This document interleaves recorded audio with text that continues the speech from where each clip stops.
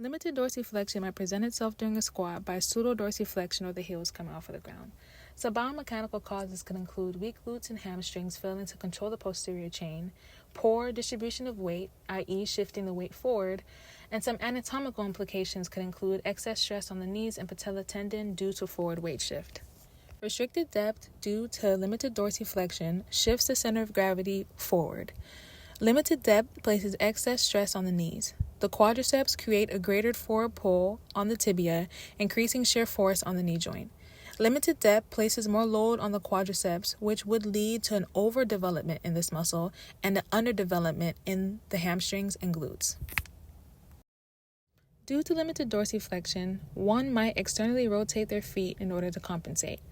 Even though external rotation opens the hip joint, which allows for greater hip flexion, excessive external rotation places greater stress on the hips' external rotators, which reduces gluteal engagement in hip extension.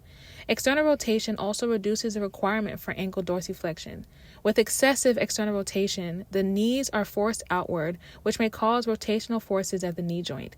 Excessive external rotation can encourage anterior pelvic tilt, which increases stress on the lower back.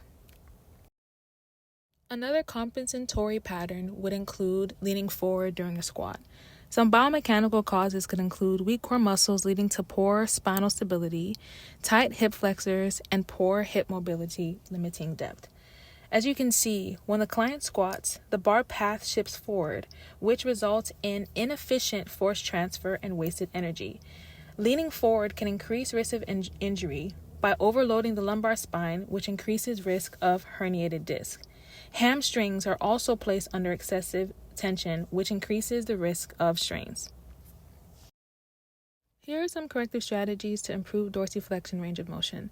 The client lays flat on their back, start by flexing the hip and knee, and they pull their toes toward their face.